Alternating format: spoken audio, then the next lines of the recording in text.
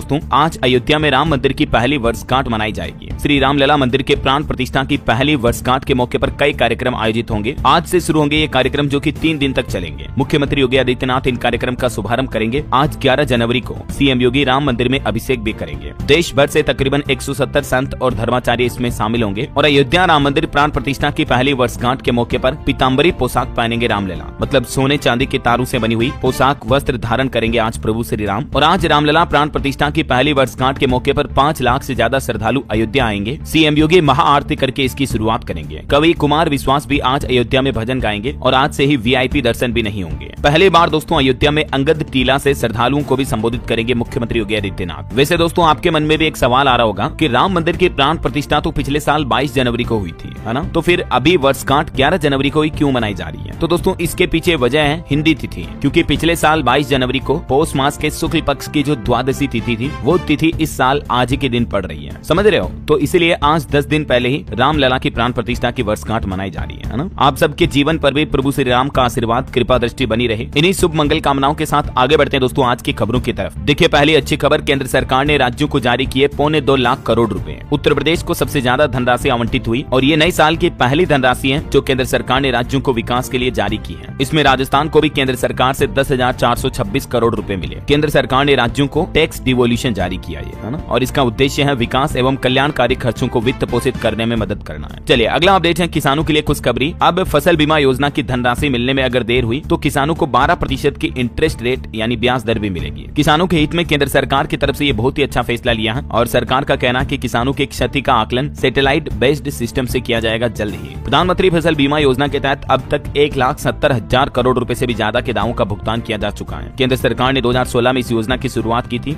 तो इस योजना के लिए अब सबसे अच्छी घोषणा ये की गई है दोस्तों कि किसानों को अगर इसकी धनराशि मिलने में देरी होती है तो तय अवधि से आगे बढ़ने पर कंपनियों को प्रति वर्ष 12% की ब्याज दर से यानी हर महीना 1% इंटरेस्ट रेट भुगतान करनी होगी। तो इससे फायदा ये होगा कि किसानों को समय पर उनकी फसल बीमा राशि का निपटान हो सकेगा, है ना। चलिए अगला अपडेट आ रहा, भारत की इकोनॉमी के लिए भी एक गुड न्यूज आई है। अभी 6 महीने के उच्चतम स्तर पर पहुंचा हमारे देश का औद्योगिक उत्पादन। जी हाँ, बीते महीने नवंबर दिसंबर की बात करें दोस्तों तो भारत के मैन्युफैक्चरिंग सेक्टर में काफी अच्छा प्रदर्शन देखने को मिला। देश का औद्योगिक उत्पादन नवंबर में 5.2% बढ़कर 6 महीने के सबसे शीर्ष पर पहुंच चुका है। सरकार की तरफ से ये आंकड़े जारी किए गए और भारत की अर्थव्यवस्था इकोनॉमी भी इस साल 2025 में 6.5% की दर से बढ़ सकती है, मतलब 6.6% की दर से।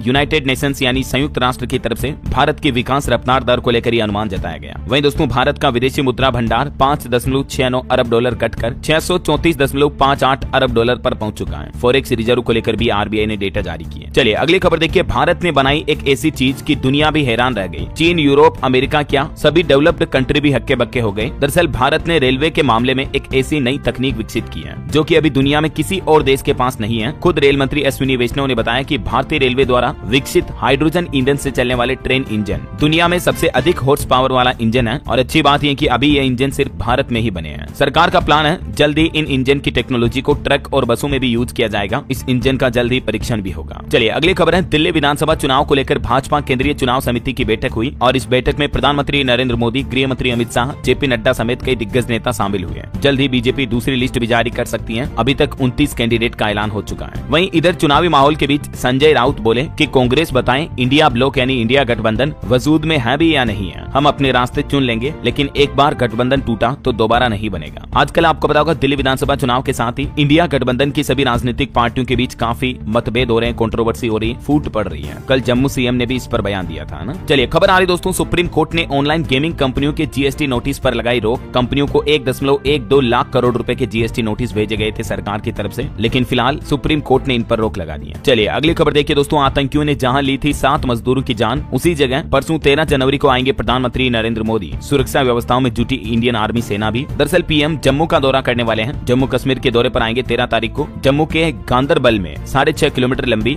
जेट मोड़ टनल जनता को समर्पित करेंगे और ये टनल शुरू होने के बाद जम्मू के इस रूट पर 12 मास ट्रैफिक आ जा सकेगा। 2026 में ये बनकर तैयार हो जाएगी। और वहीं देखिए दोस्तों, पीएम मोदी ने पहला पॉडकास्ट भी दिया और इसमें प्रधानमंत्री बोले कि मैं देवता नहीं हूँ, गलतियां तो मुझसे भी होती हैं। जीरोधा के फाउंडर निखिल कामत के साथ पीएम मोदी का ये पॉडकास्ट वीडियो आजकल सोशल मीडिया पर काफी वायरल हो रहा है, आपने देखा भी होगा। इस पॉडकास्ट के दौरान एक सवाल पर वो बोले कि मुझसे भी गलतियां होती हैं, मनुष्य हूँ, देवता नहीं। मैं वो नहीं जो फेल होने पर रोता रहे, हर पल जोखिम उठाना पड़ता है। मैं भी एक आम इंसान हूँ, भगवान नहीं हूँ। आगे प्रधानमंत्री कहते हैं कि मेरी रिस्क लेने की क्षमता का पूरा इस्तेमाल अभी हुआ ही नहीं है। मुझे अपनी कोई परवाह नहीं है। पीएम मोदी ने बताया कि उन्होंने कभी किसी कंफर्ट जोन में जिंदगी नहीं बिताई, हमेशा कंफर्ट जोन के बाहर ही रहे। युवाओं को भी प्रेरित करते हुए प्रधानमंत्री ने कहा कि सफलता से अधिक नाकामियां हमें सिखाती हैं। उन्होंने चंद्रयान का उदाहरण भी दिया, जब चंद्रयान 2 की लॉन्चिंग फेल हो गई थी, लेकिन चंद्रयान 3 की सफलता ने दुनिया भर में झंडे गाड़ दिए। और पीएम मोदी बोले कि अब मेरा कोई दोस्त नहीं है, तू कहने वाले एक ही थे और वो इस दुनिया में अब नहीं रहे हैं। पीएम ने बताया कि उनके एक टीचर थे, रास बिहारी मणियार, जो हमेशा चिट्ठी लिखते हुए तू बोलते थे, लेकिन हाल ही में 94 वर्ष की उम्र में उनका भी निधन हो गया। उसके बाद प्रधानमंत्री कहते हैं कि मुझे तू कहने वाला कोई नहीं बचा है। आगे पीएम कहते हैं कि पद, परिस्थितियां, व्यवस्थाएं बदली होगी, मोदी वही है जो कभी नीचे बैठता था, मुझे कोई फर्क नहीं पड़ता, यही वास्तविकता है। वहीं रूस, यूक्रेन, इजराइल, ईरान जंग वगैरह संकट पर भी भारत तटस्थ नहीं है। पीएम ने कहा कि हम शांति के पक्षधर हैं, मेरा मनोबल ऊंचा है, सपने भी बड़े हो गए हैं। बतौर प्रधानमंत्री के 11 साल होने के अनुभव के मौके पर पीएम मोदी ने इस पॉडकास्ट में अपने जीवन से जुड़ी भी काफी बातें बताई। पीएम ने कहा कि रेस्तरां में जब अरुण जेटली से कहता था ऑर्डर आप खुद ही दे दीजिए, खान पान के शौक पर भी पीएम ने ये किस्सा सुनाया। और अंत में पीएम मोदी ने निखिल कामत के साथ पॉडकास्ट में कहा कि राजनीति को बड़े नजरिए से देखने की जरूरत है। एक मतदाता